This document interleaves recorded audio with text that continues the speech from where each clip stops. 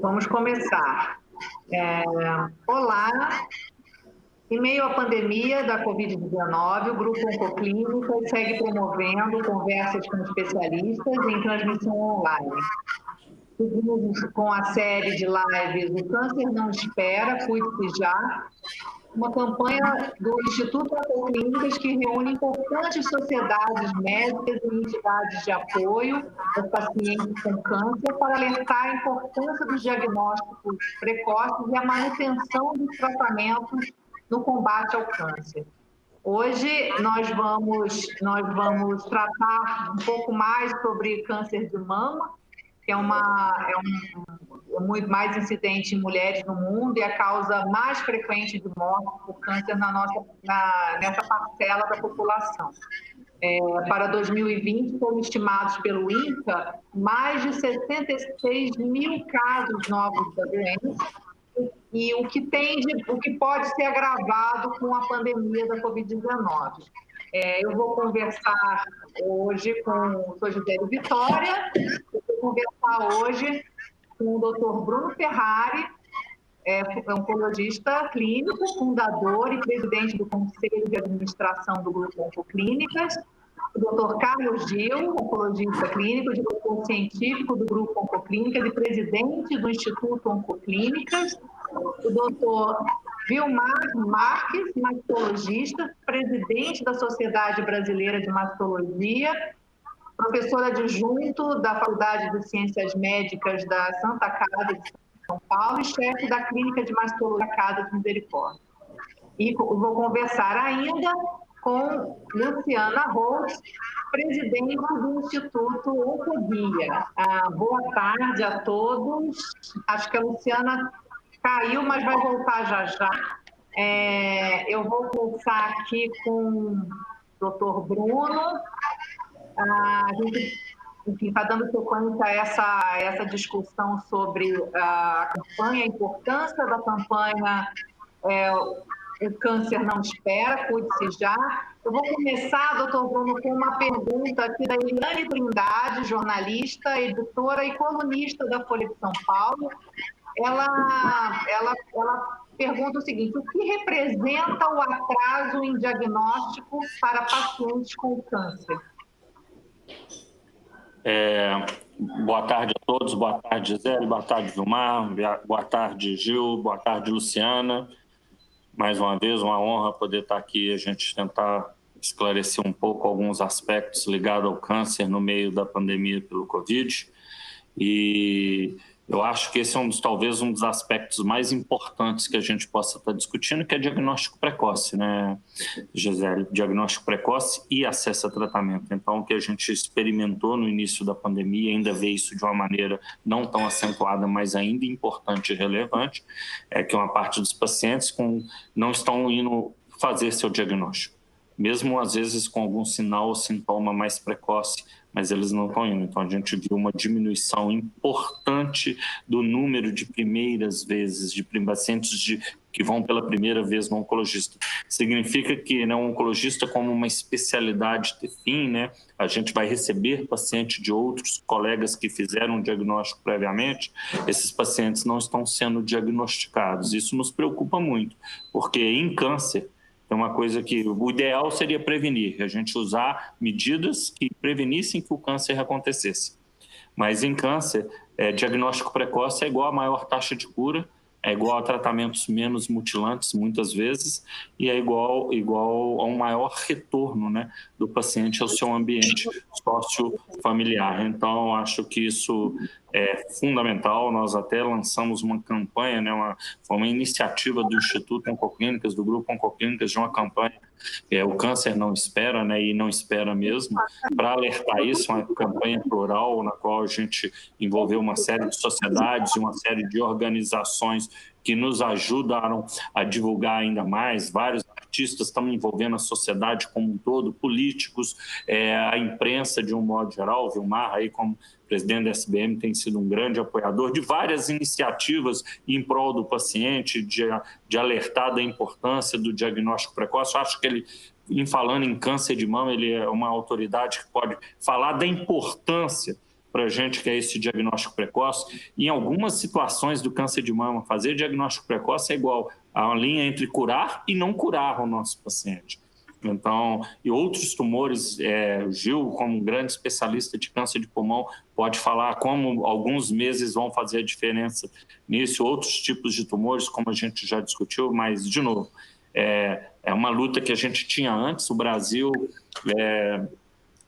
as sociedades de especialidades, né, médicas de especialidade, sempre teve as entidades de apoio ao paciente com câncer sempre tiveram envolvidos na importância, né, do diagnóstico precoce, tanto no sistema público quanto no sistema privado. Nós temos leis que garantem o direito dos pacientes de terem esse diagnóstico, mas a pandemia acabou afetando isso um pouco. Então, de novo, é um alerta importante, né?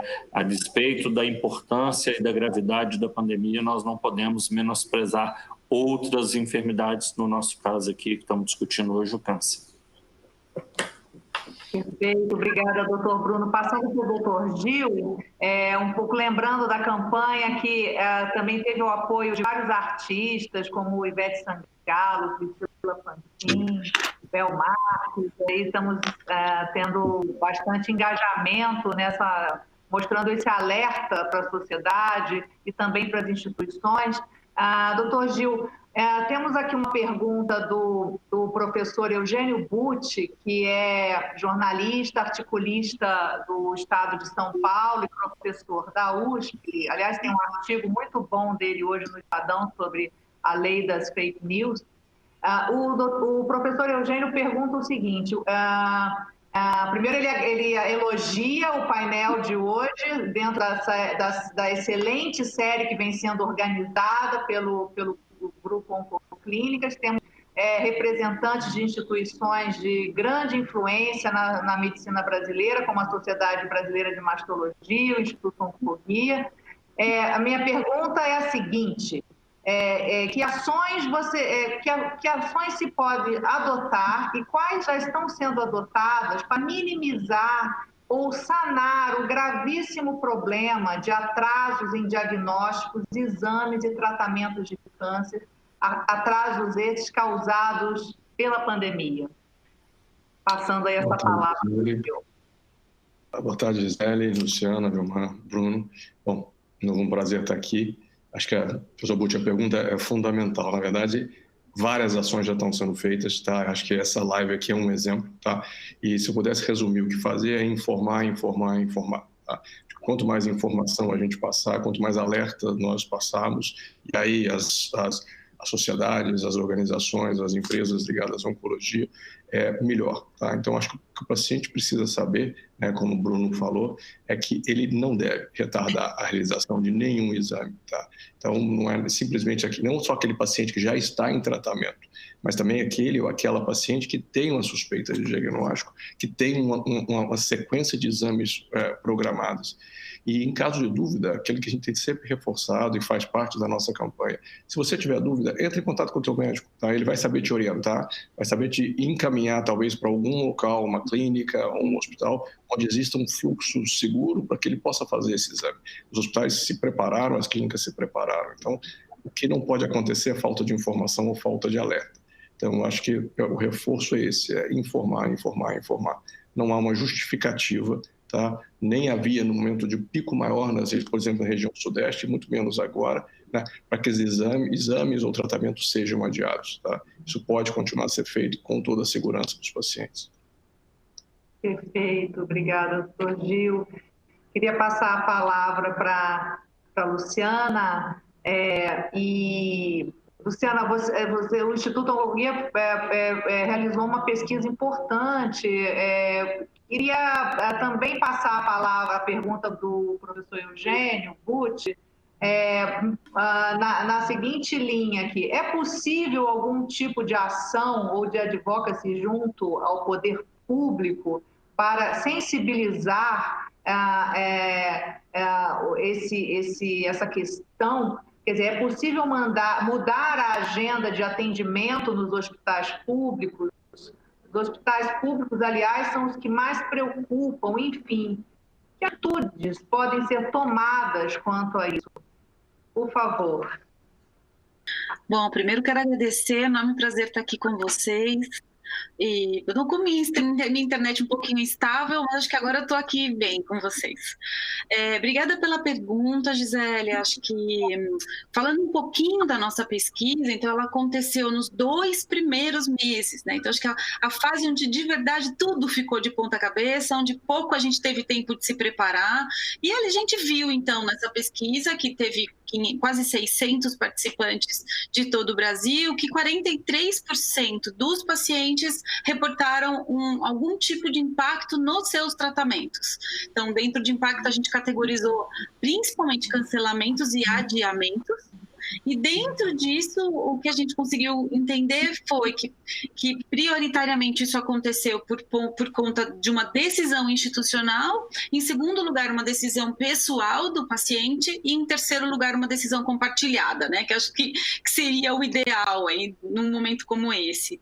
E mesmo olhando para a decisão por conta da instituição, eram motivos muito compreensíveis, né? Porque o que a gente viu foram questões relacionadas a risco de contágio, priorização de pacientes e mesmo redução de equipe. Ou seja, né, estávamos mesmo vivendo um momento completamente de ponta cabeça, onde tudo precisou ser reorganizado.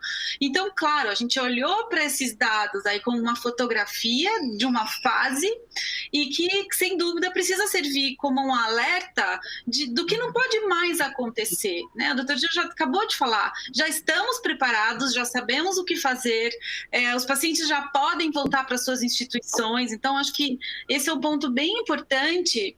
E o que a gente tem sentido muita falta, até mesmo pensando na pergunta, né, do que dá para ser cobrado do poder público, é realmente de mais protocolos que priorizem um cuidado mais padronizado, né, pensando no paciente oncológico, até mesmo protocolos de segurança, né, porque o que a gente vê é que, assim, existiu aí toda uma organização institucional, cada hospital aí tem seu próprio protocolo de segurança. A gente sente muita falta de mais divulgação desses protocolos de segurança, que realmente o paciente pudesse olhar, né, para o hospital onde ele se trata e falar, nossa, né, eu posso ir porque está tudo muito seguro para me receber.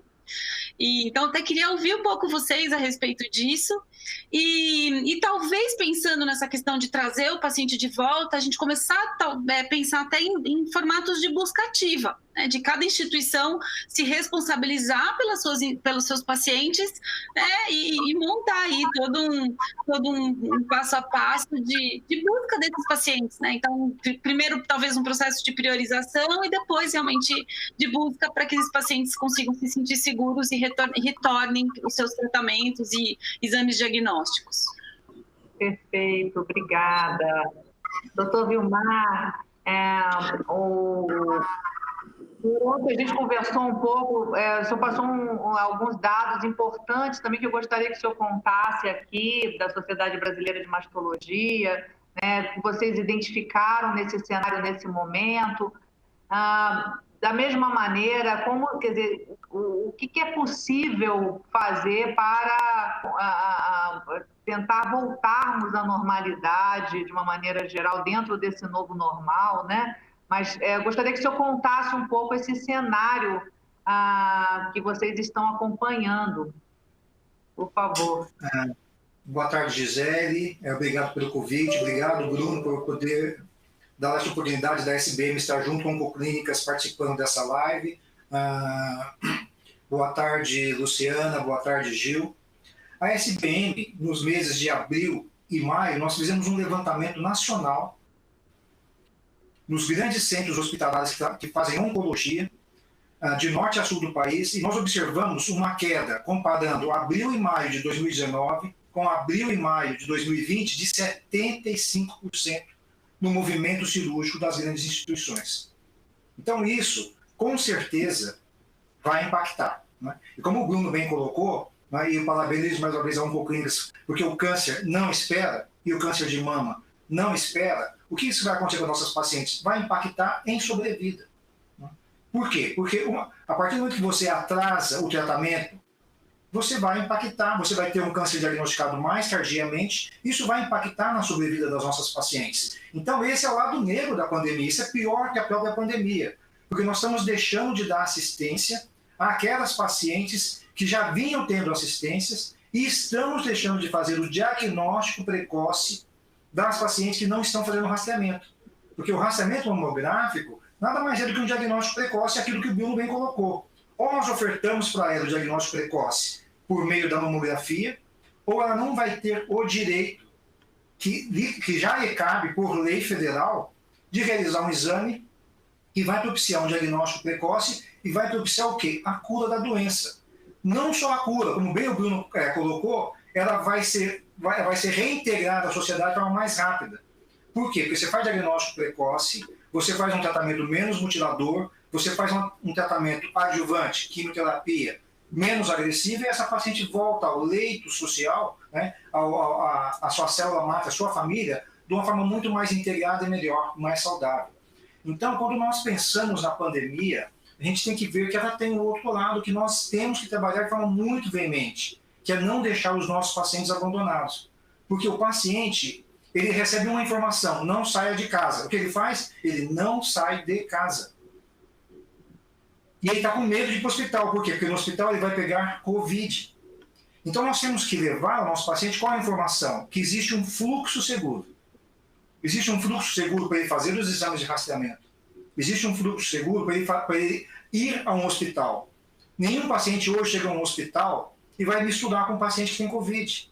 Ela vai entrar, vai passar por uma tenda, vai ver que não tem febre, ela vai ser encaminhada para o seu ambulatório específico. Não existe mistura mais dos pacientes, quer em instituição pública e muito menos em instituição privada.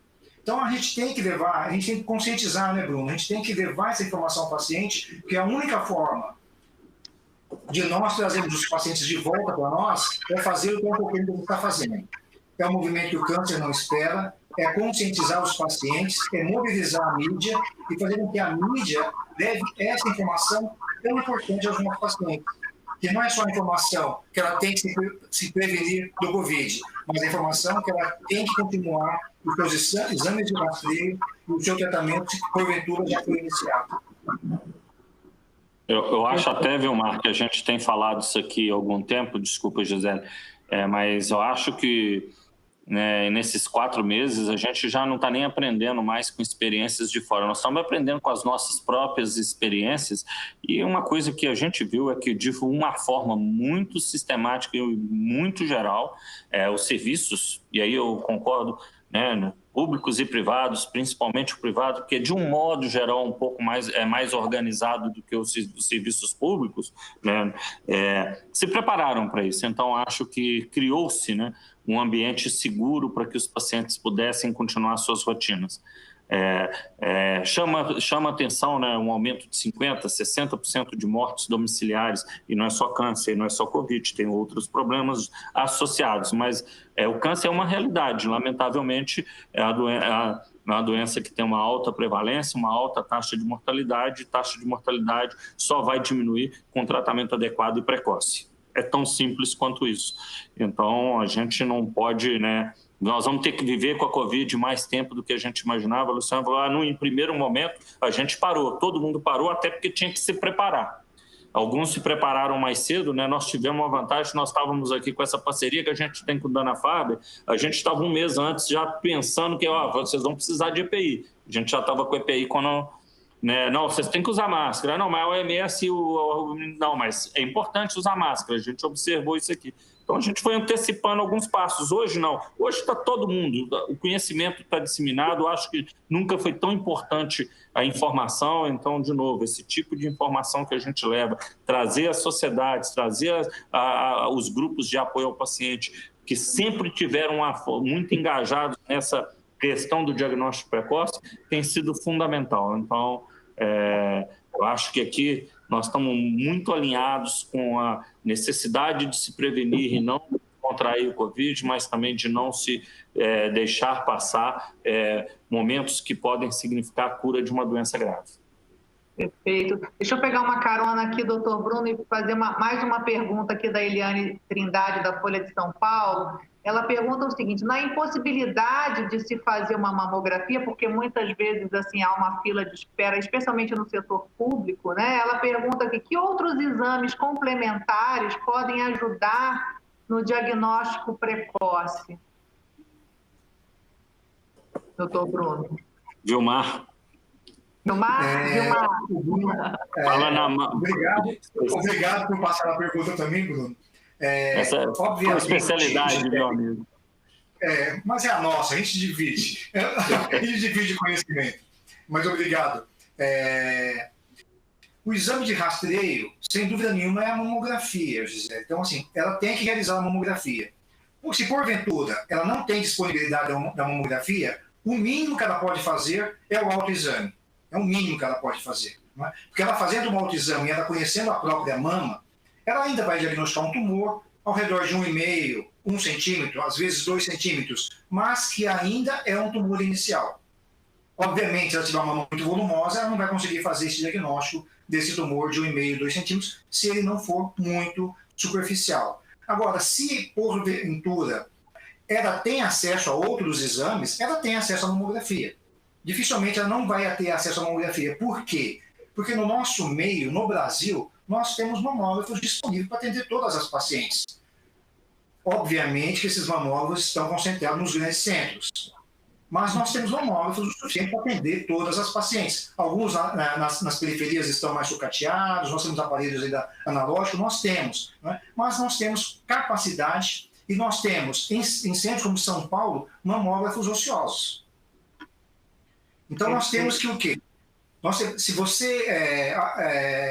Se nós acionarmos os grandes laboratórios, eu tenho certeza absoluta que eles vão disponibilizar exames gratuitamente para as pacientes mais carentes. Isso não tenho dúvida nenhuma, porque todo ano eles fazem isso no Outubro Rosa. Por que não pode estender agora, no momento de pandemia, de necessidade, para que nós possamos dar vazão? É só acionar os grandes laboratórios e eles vão ter todo o prazer de ajudar os pacientes. Isso é uma grande ideia.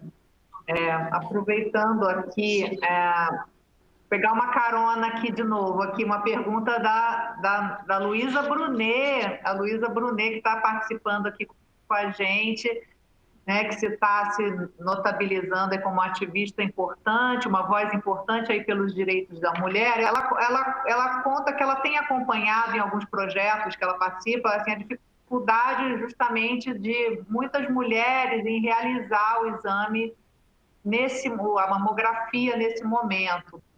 E aí ela faz uma pergunta, uma provocação, assim. Na verdade, ela pergunta quem vai se responsabilizar pelo fato de uma mulher que poderia ter detectado um câncer no princípio e com essa demora se estendeu, né, que se estendeu por conta da pandemia. Como que isso... Quem vai se responsabilizar por isso?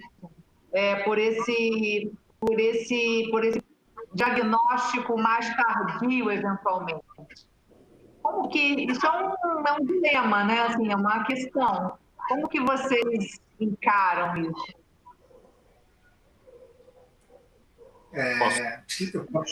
Por favor. Não, lamentavelmente, eu vou ser bastante pragmático. Lamentavelmente, ninguém vai se responsabilizar, né? Mas nós, como sociedades médicas, nós como os médicos, nós como inseridos no sistema de saúde, vamos ter que resolver o problema. Agora, quanto mais precoce a gente sensibilizar as pessoas para procurarem, menor vai ser esse problema. De novo, meses podem fazer a diferença, ou ali na frente, ou um pouco mais na frente, tratando da melhor maneira possível, mais adequada e com a maior celeridade possível os diagnósticos que se apresentarem. Perfeito. Eu queria só complementar. Claro. Eu acho que só complementando mesmo, eu acho que na linha do que a gente falou, né, que a gente falou para essas mulheres ficarem em casa, né? Elas ouviram. Então, acho que o tom, né, do nosso papo aqui, da nossa campanha, é justamente a gente falar, agora sai de casa, né? Então, agora a gente precisa realmente, né, que essa mulher compreenda o que está acontecendo. Ela vai ter que enfrentar um medo duplo, né? Porque a gente já sabe que essa mulher tem medo de um possível resultado de encontrar um câncer de mama, então isso normalmente é uma barreira importante, e ela está com muito medo de diagnosticar um Covid, né? A gente está acompanhando histórias aí muito difíceis relacionadas ao Covid. Então, temos que fortalecer essa mulher, né, encorajá-la para que ela realmente, mesmo com medo, saia de casa, que se ela tiver que enfrentar um transporte público, ela também precisa se cercar de cuidados nesse momento de transporte público. E, de novo, que ela ligue, de repente, no centro onde ela vai fazer a mamografia, para que ela pergunte até mesmo no centro, olha, qual é o protocolo de segurança? Vocês vão medir minha febre quando eu chegar? Tem uma ala, né, que é Covid, outra ala que não é Covid. Acho que essa proatividade com relação a você se preparar para se sentir mais segura vai também fazer muita diferença. Perfeito, obrigada. E é importante, Gisele, salientar que ela pode ter acesso ao médico não só através de uma consulta presencial, mas como pela telemedicina. Acho que a gente não pode esquecer dessa ferramenta nobre, né, que está à disposição dos médicos, e a paciente, então, na dificuldade de ter o acesso ao médico presencialmente, utilize uma plataforma digital, faça uma consulta por telemedicina. Se o médico achar que é preciso ir ao consultório, vai marcar uma consulta, vai solicitar o exame. Hoje, inacreditavelmente, tem áreas intra-hospitalares que são mais seguras que a própria rua. Porque ela é tão segura e tão cercada de cuidados que ela está mais segura que a própria rua, um meio de transporte que porventura ela possa pegar. Tá? Então, acho que esse medo tem que ser também desmistificado. O medo do hospital, o medo do centro diagnóstico. Sim, aqui também a questão, assim, é um processo, né? A gente viveu aí, a gente está vivendo etapas desse momento, né? Então, acho que agora talvez essa conscientização se faça necessário nesse sentido, né? Que estamos vivendo uma nova etapa, né? Já mais preparados e tudo. Exato, por isso que eu acho que, na verdade, acho que ninguém precisa ser responsabilizado, até porque, como a Luciana falou, né, as campanhas falaram para as pessoas ficarem em casa. Eu acho que esse discurso que você propõe, e realmente são fases diferentes, né? Como o Vilmar falou, hoje as estruturas estão preparadas.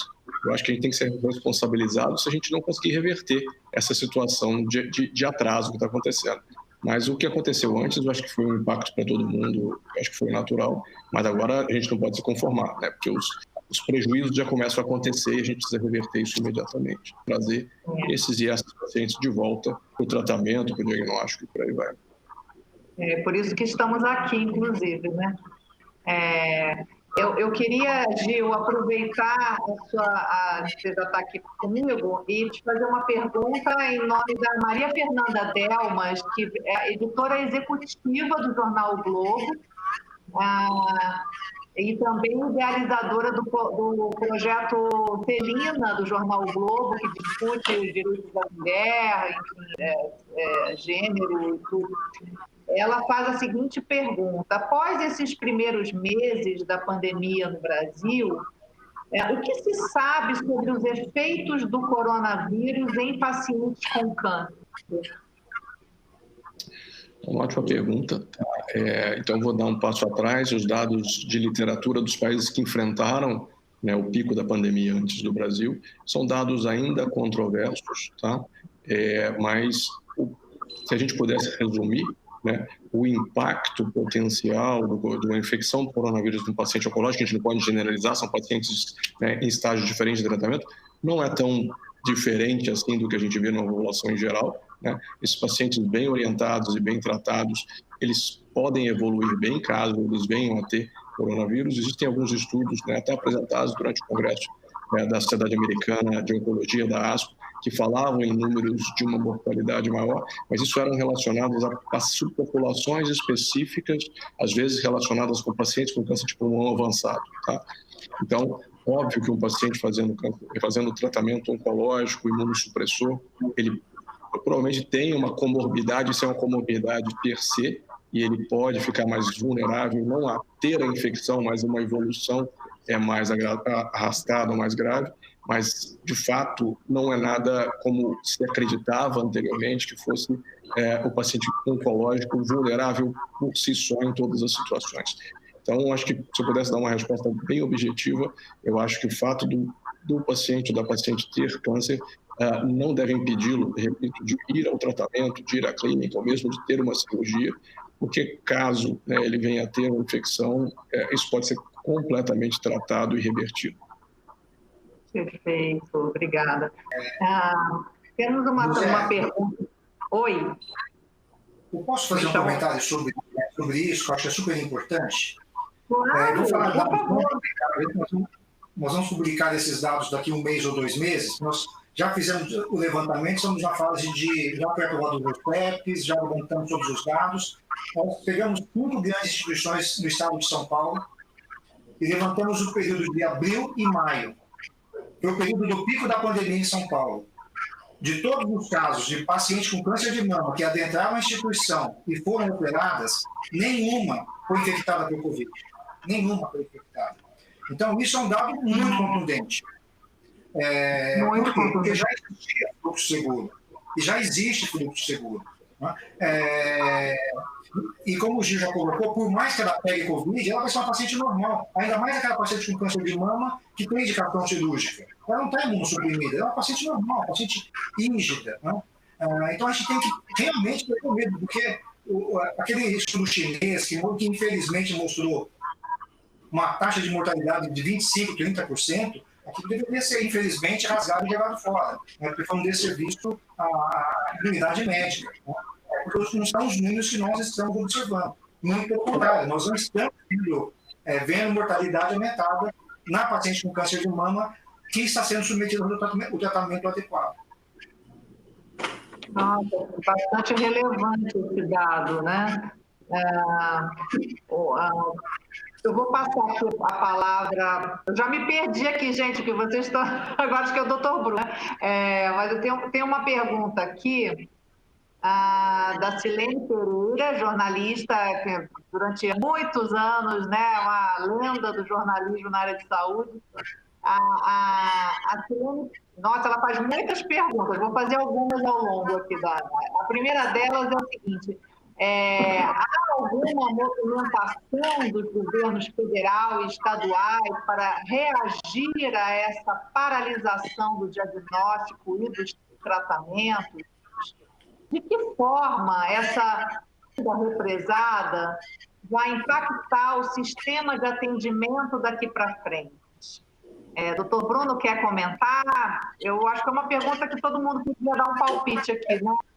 Eu acho que sim, até porque não vai ter uma resposta muito correta para ela de ninguém, não, porque nós temos um certo desconhecimento disso. Mas, assim, de uma maneira que a gente conheça, de uma maneira sistemática, organizada, não. Eu acho que os serviços estão se organizando per si. Então, todos eles, de uma forma muito... De novo, acho que sempre foi assim, né? Assistência ao paciente oncológico, mesmo no sistema público, sempre foi mais organizada mesmo. Já é centralizada, muitos dos medicamentos já são oferecidos. Mas, no momento da Covid, nós temos que lembrar que vários desses serviços, além de pacientes oncológicos, vêm outros tipos de paciente. E o primeiro movimento foi se preparar, e não só do ponto de vista de unidade, mas também de pessoal, para atender, né, o pico aí dos pacientes com Covid. Então, eu acho que, de um modo geral, a gente ainda enxerga esse movimento acontecendo. E, de novo, vai partir, né, da preparação de cada um dos serviços, alguns muito mais organizados do que os outros, alguns mais na frente, mas em algum momento, né, a gente vai experimentar um maior fluxo de pacientes, porque esses pacientes que a gente não está diagnosticando hoje, eles vão aparecer, eles simplesmente não vão ter a doença. E aí vai ser fundamental que a gente tenha, e é fundamental que a gente tenha conhecimento disso agora, José, para que a gente esteja preparado, né, em qualquer momento, atender esses pacientes com a maior brevidade possível e, de novo, criar fluxos para que eles também sejam tratados rapidamente. Assim como nós nos preparamos muito rapidamente, como a Luciana tem aí alertado, né, para receber esses pacientes, né, e, de novo, não é só falar, né? O paciente tem que estar lá percebendo realmente que ele está fazendo uma pré-triagem, que ele está sendo cuidado, que os profissionais estão usando máscara, estão mantendo um distanciamento, as unidades diminuíram o fluxo de paciente, diminuíram fluxos as rotinas de visitas, as políticas de acompanhante, salvo exceções da lei, que são importantes realmente, de pessoas que precisam estar acompanhadas, né? O teste sistemático dos profissionais de saúde. Então, a gente pode falar, eu posso falar pela nossa instituição, a gente testa todos os médicos e todo mundo da assistência a cada 14 dias, exceto nos serviços onde a gente tem transplante de medula, que aí a gente testa todas as semanas, ou qualquer sintoma sugestivo da infecção, a gente quebra essa rotina para aquela pessoa específica.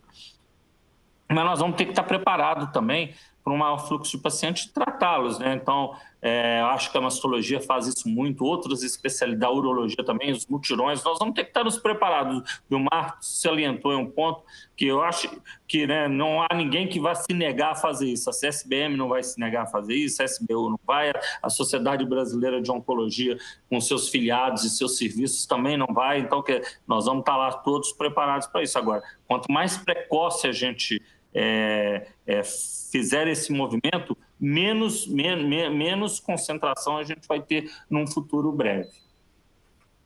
Perfeito. Gostaria de comentar, Luciana, queria acrescentar mais duas perguntas aqui da Silene Pereira. Ela dentro dessa mesma linha que o doutor Bruno já comentou, ela complementa com pelas projeções e conhecimento obtido até agora, é possível calcular qual será o aumento do índice de mortalidade, no caso, numa situação dessas, daqui para frente, e também como os países desenvolvidos estão encarando o problema.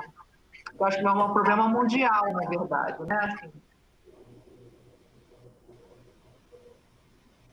Eu acho que esse é um tópico que os doutores aí podem me ajudar. Eu só queria complementar ainda com relação à fala do Bruno. Acho que é perfeito tudo que você trouxe. Eu só queria, na verdade, até ouvir a opinião de vocês, assim, o quanto de repente ajudaria a gente já começar a pensar agora, quase que num documento mesmo, sabe, num plano de retomada, e que de repente a gente categorizasse, criasse critérios, né? Então, quem é realmente prioridade agora? A gente precisa chamar todos os pacientes que de alguma forma tratamentos interrompidos, junto a gente já tem que chamar, de repente, quem está esperando por uma biópsia, quem já está sentindo algum sinal e sintoma, será que o pessoal de rastreamento pode esperar um pouquinho? Eu queria ouvir vocês mesmo, assim, né? Quanto daria para a gente criar um plano de retomada?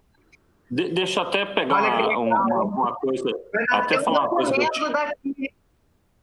falar uma coisa que eu tinha esquecido aqui, que eu acho que é muito importante em relação ao sistema público e como é que deveriam ajudar. Eu sou membro do Comitê de Câncer de Mama da Sociedade Brasileira de Oncologia Clínica. E chegou para a gente uma demanda, há um mês atrás, né, de que tem uma forma de tratamento do câncer de mama, mesmo em diagnósticos mais precoces, que é fazer o tratamento sistêmico antes da cirurgia. Então, nesse momento, seria uma boa estratégia. A gente já faz isso sistematicamente em vários pacientes no sistema privado. Isso é uma prática rotineira mundial, aceita e equivalente a qualquer outro tipo de tratamento. E isso não é permitido no SUS. Então, a gente fez uma consulta e falou, não, já está, o que está feito já está bem estabelecido. A gente, obviamente, que não concorda com isso e está fazendo uma defesa para que haja uma mudança disso. Então, acho que as autoridades regulatórias poderiam também nos ajudar, né, nesse tipo de coisa. Então, os médicos se organizam, vamos tratar precocemente e oferecer precocemente para esses pacientes tratamento sistêmico, que pode ser quimioterapia, pode ser hormonioterapia, e depois criar. Então, esse tipo de escolha, de estratégia de direcionar o paciente para um determinado tratamento ou não, deveria ser mais flexível. Eu acho que deveria vir para ficar, mas no mínimo em tempos de Covid ou pós-Covid, ele deveria ser mais flexível e as autoridades deveriam estar atentas a isso. E uma outra bandeira que a gente tem muito aqui, defende, né, Gisele, que é o uso universal, né, o acesso universal às drogas orais. Diversas drogas orais já aprovadas pela Anvisa, ainda sem regulação para uso no sistema privado e para o sistema público. Então, acho que tem coisas que, né, e já endereçando de novo a pergunta, o que o sistema privado público não tem feito, o que os órgãos governamentais não têm feito, eles poderiam nos ajudar muito nisso, mas ajudariam muito, né, a que os planejamentos e as organizações feitas pelos médicos fossem acatadas por eles. O doutor Vilmar quer comentar? Eu concordo plenamente com o Bruno, né? Em relação à mortalidade, o impacto que nós vamos ter do atraso, nós vamos ter que esperar 1 ano, 2 anos e olhar para trás. Vai ter que ser um estudo retrospectivo para saber qual vai ser o real impacto da pandemia sobre o câncer e o câncer de mama em específico. Agora, o que nós temos que trabalhar são com os gestores, é isso que o Bruno falou. Né? Hoje, você não consegue prescrever na neoadjuvância, no SUS, né, hormonioterapia. Você não tem a PAC para liberar. Então, isso é muito difícil. Né? Você até consegue, mas não vai fazer de forma adequada. Né? Então, se você não trabalhar com o gestor, você não tem saída. E a outra coisa, por exemplo, no Estado de São Paulo, nós temos o CROSS. Tem que abrir a porta do CROSS de novo, não pode mais ficar represando as pacientes. Tem que identificar as instituições. Eu tenho certeza que Pérola Abade está trabalhando a todo vapor, Santa Casa de São Paulo trabalhando a todo vapor, até o teste está voltando a trabalhar a todo vapor. Por quê? Porque já tem fluxo seguro e o CROSS tem que estar ativo e buscando essas instituições para levar essas pacientes para essas instituições. Agora, o que a Luciana tocou, eu acho que é muito importante, Luciana, porque é o diagnóstico precoce. Aí sim, acho que a gente está falhando. Nós estamos falhando, porque nós estamos dando valor à paciente já com diagnóstico e estamos esquecendo de diagnosticar aquela paciente sem diagnóstico. Foi o primeiro tópico que o Bruno bateu nessa tecla. Né? Então, nós temos que voltar a fazer o acompanhamento dessas pacientes sem diagnóstico. E isso é possível. Né? Por quê? Porque quando você vai nas UBS ou mesmo no serviço de atenção secundária, você tem áreas de Covid-free. Então, pode voltar novamente para o hormonografia sem problema. Só que isso não está nas nossas mãos. Está nas mãos dos gestores. Então, nós temos que ter uma ação como sociedades, né, e buscar orientar esses nossos colegas ao melhor fluxo dos pacientes. E eu acredito que uma live como essa, que está movimentando muitos jornalistas, o impacto vai ser muito grande amanhã, vai ter uma grande repercussão, eles vão bater na nossa porta e tentar, puxa vida, então o que a gente deve fazer, como nós devemos mudar. Então, parabéns mais uma vez, Bruno, porque eu tenho certeza que isso vai repercutir no dia de amanhã nas nossas ações. Políticas tomadas, decisões tomadas há 20, 10, 5 anos, não cabem mais, desculpa. A oncologia evolui. A gente percebeu, né, uma queda da mortalidade do câncer de um modo geral nos Estados Unidos em 2016, 2017 e 2018. Por quê? Diagnóstico precoce, novos tratamentos, novas maneiras de abordar o tumor. Então, de novo, nós não podemos continuar pautados em decisões tomadas há 20 anos atrás. Neoadjuvância, né, usar o hormônio, né, uma maneira de tratar o câncer de mama, um câncer extremamente comum, antes de uma cirurgia, é uma estratégia muito adequada, importante, com resultados que impactam a vida daquele paciente. Quer dizer, o paciente nós estamos com dificuldade, vamos ter dificuldade de cirurgia, gente? Vamos criar uma estratégia de colocar esses pacientes em tratamento precoce, sabendo que essa ordem de tratamento não vai alterar as taxas de sobrevida? Então, desculpa, o gestor tem que estar atento a isso, ele tem que evoluir junto com as condutas médicas, as políticas têm que evoluir junto com as condutas médicas, né, com essas novas estratégias, principalmente no momento de crise como esse. Nós não podemos receber como resposta e ficarmos tranquilos, não, isso já está regulamentado desde 1990, não tem sentido nenhum isso, né? Não podemos conviver com isso. E acho que só complementando, né, Bruno? Oi? E lembrar, né, Bruno, que isso prejudica 70% das pacientes com câncer de mama. Porque 70% são hormônios responsivas. Então é um ônus muito grande. Né? É uma lei quadrada, não é verdade? É uma lei que realmente prejudica e não soma aos nossos pacientes. E acho que a gente tem uma coisa muito, muito, acho que cada vez mais pesada, que é o quanto isso aumenta a desigualdade. Né? Nós temos um estudo que se chama Meu SUS Não É Igual ao Seu SUS, que mostra, né, o quanto essa falta de agilidade, o quanto essa falta de regra, né, de protocolos únicos, de existir um alinhamento entre os gestores, vai aumentando essa desigualdade até mesmo entre as pacientes do SUS, né, até mesmo entre os próprios usuários do SUS. A gente já tem essa desigualdade entre saúde suplementar e sistema público, mas a gente tem essa diferença gritando, né, entre onde eu moro pode, né, definir o tipo de tratamento que eu vou ter acesso, porque isso está na mão do gestor. Né? Então, acho que se existisse também, né, um maior alinhamento entre os gestores, acho que ganharia em escala, ganharia em força de negociação, até mesmo pensando no desafio que é o preço hoje das drogas mais eficazes e que seriam muito importantes também se estivessem disponíveis no SUS. E olha que nós não estamos nem falando nessas estratégias aqui de novas drogas, nós estamos falando do momento de usar determinado tratamento. Gil é um estudioso de farmacoeconomia, implementou o departamento de farmacoeconomia dentro do grupo. Acho que, né, Gil, trabalhou no INCA, né, Gil? Você sabe muito bem como é que essas coisas funcionam. Né? Exato. Eu acho que isso é uma angústia, né? Acho que a Luciana vem fazendo um trabalho fantástico nesse sentido junto com o Rugui, mas é uma angústia que a gente tem que dar um jeito de terminar, né? Eu acho que é até pegar um embalo, né, dessa retomada, até dessa tua proposta de retomada, Luciana, e a gente conseguir trazer essa pauta para discussão. Tá? Eu acho que a gente precisa incorporar de fato, com responsabilidade, né? E seja no público, né? Eu já trabalhei muitos anos no público, seja no privado, como o Bruno falou, onde a gente está tendo essa mesma preocupação, mas a gente tem que ter, essa desigualdade tem que terminar, né? Não pode existir duas formas de tratar, por exemplo, uma paciente com câncer de mama. Tem uma oportunidade aqui, né? Vilmar, presidente da SBM, a Clarissa, oncologista, presidente da SBOC, o Alexandre, presidente da SBCO,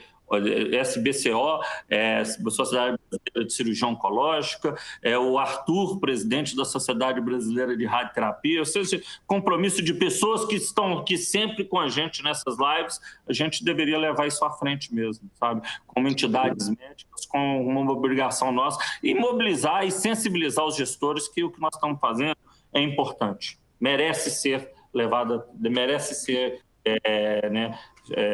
ter uma atenção deles. Sem dúvida. Sensacional. Tem uma pergunta aqui do Felipe, que está nos assistindo. Ele poderiam falar sobre a importância e os desafios do acompanhamento remoto ao paciente? Aí eu acho que é uma lembrança aí à telemedicina que, né, estamos, né, que a pandemia potencializou, né, nesse momento. Eu gostaria de perguntar para o doutor Bruno e também para os debatedores, como é que vocês estão vendo esse momento e como que ela definitivamente é uma aliada, né, doutor Bruno? A telemedicina ela já deveria ter vindo, ela já estava sendo usada de uma maneira muito tímida, por uma falta de regulamentação e assim uma zona cinza entre os conselhos, o que é ético, o que não é permitido, o que é...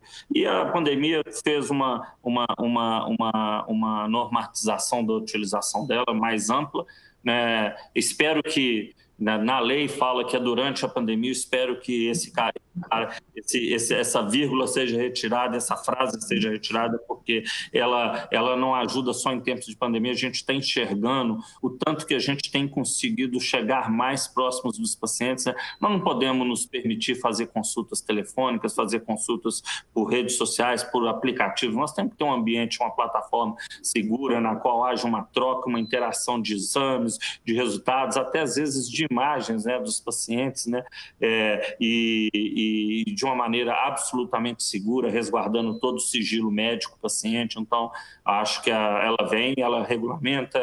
Eu acho que, se eu não me engano, nas nossas estatísticas, nós temos hoje mais de 8 mil pacientes já atendidos por telemedicina no grupo. Isso é relevante.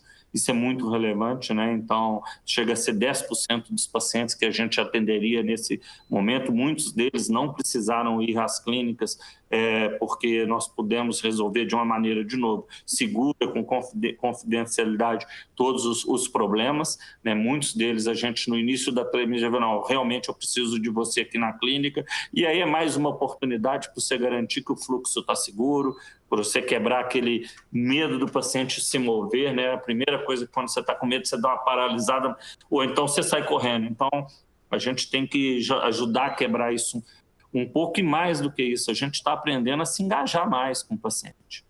Então, a gente tem tido muito mais utilizado a telemedicina de uma maneira muito mais agora sistemática e rápido, né? A gente aprende rápido e consegue ver todas as oportunidades que a ferramenta traz. Então, hoje a gente já tem, no nosso caso, uma ferramenta que a gente pode usar, inclusive, o nosso próprio telefone celular, seja ele qual for, e interagir mais com o paciente, saber ter mais detalhes do paciente em casa. Nós estamos falando de drogas orais, muitos desses pacientes vão ter efeitos colaterais em casa, tem que ser lembrados de tomar o seu remédio. Eu acho que o mundo digital vai nos ajudar a interagir, a nos engajarmos mais, não só com os nossos pacientes, mas também com todo o meio médico, né? Eu consigo discutir mais abertamente um caso com o Vilmar, por exemplo, de um câncer de mama.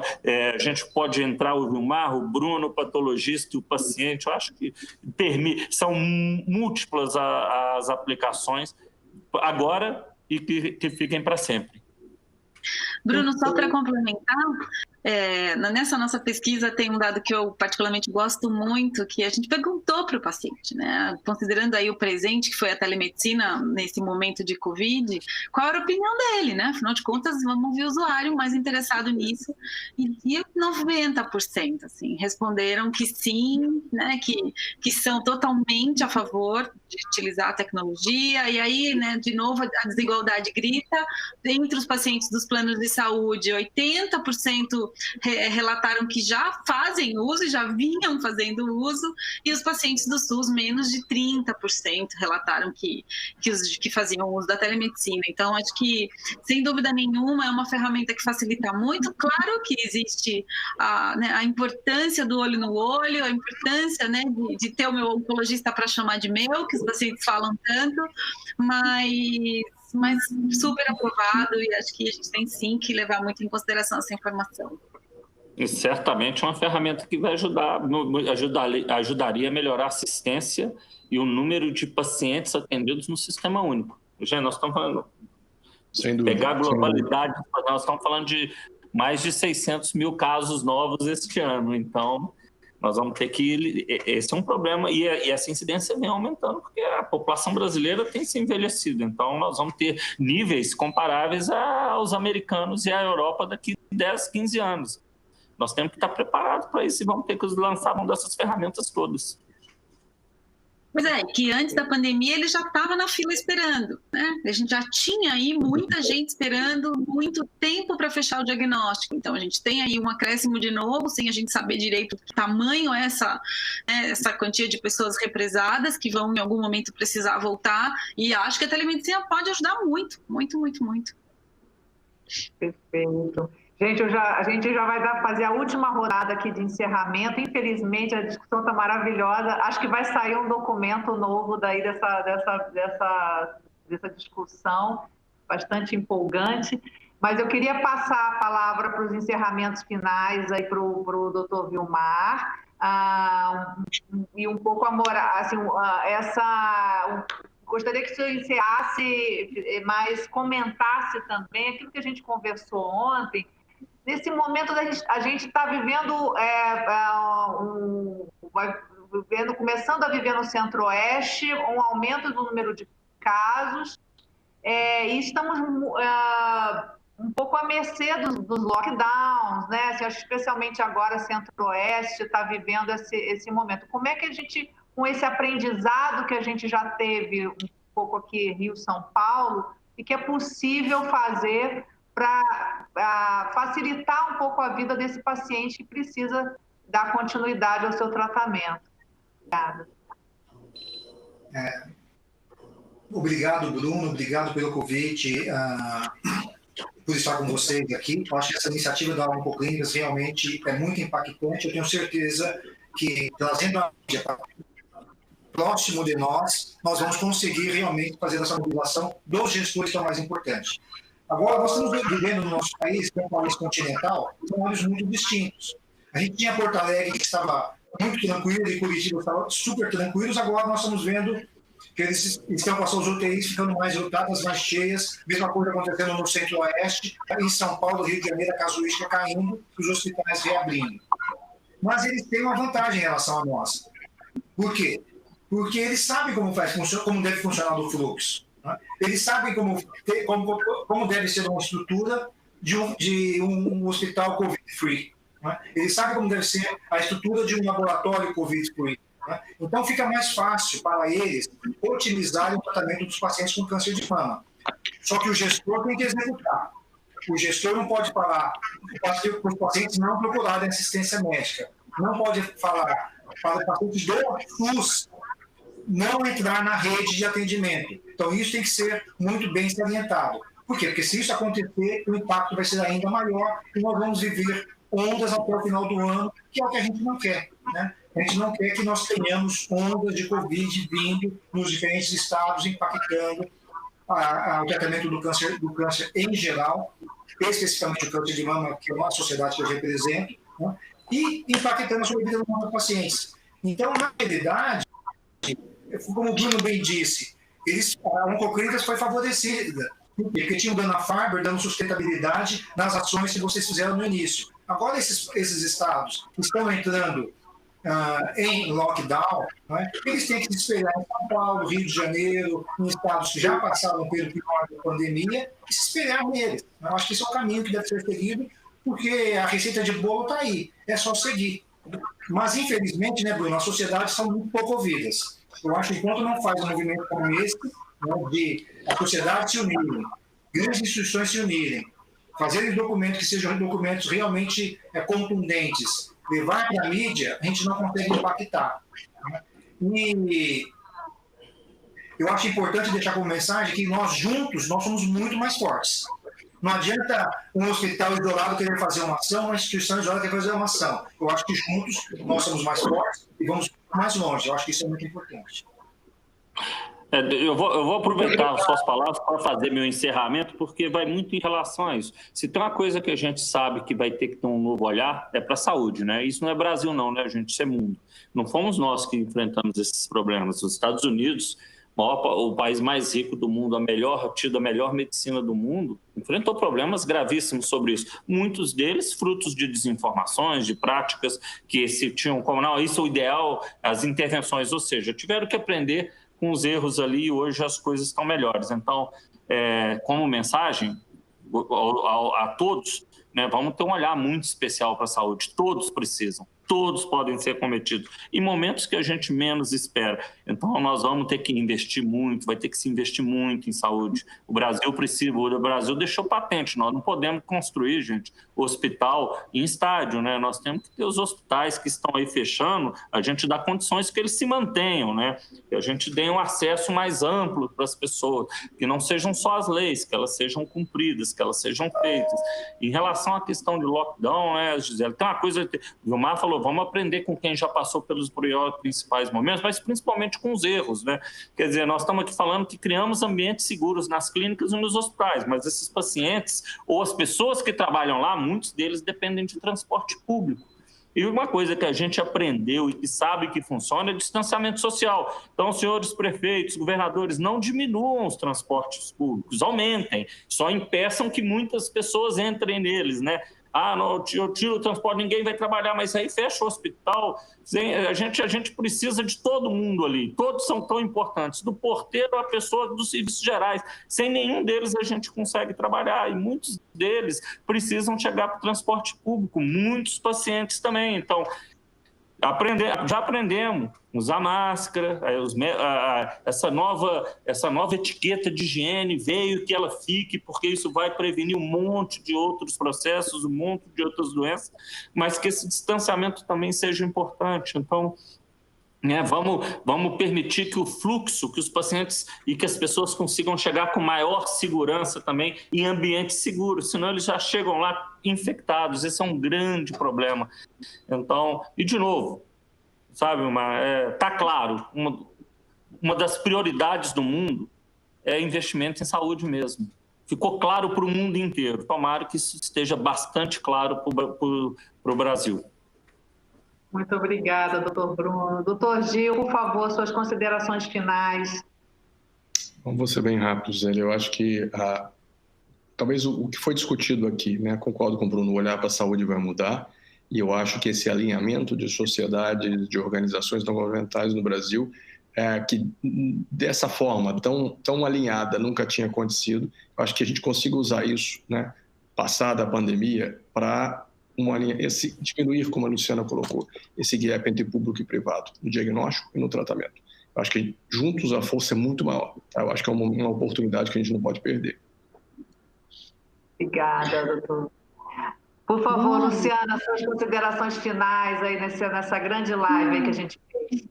Eu quero agradecer a oportunidade mesmo. Acho que essa discussão riquíssima que a gente conseguiu ter aqui chegue para muitas pessoas, que ela possa realmente, né, fazer a diferença aí na vida de muitas pessoas e lembrar mesmo para todo mundo aí que o câncer não espera, que, né, se estiver sentindo algum sinal ou sintoma, que precisa procurar o especialista, fazer o exame, o tratamento não pode ser interrompido, e que acho que essas mensagens realmente cheguem para muita gente.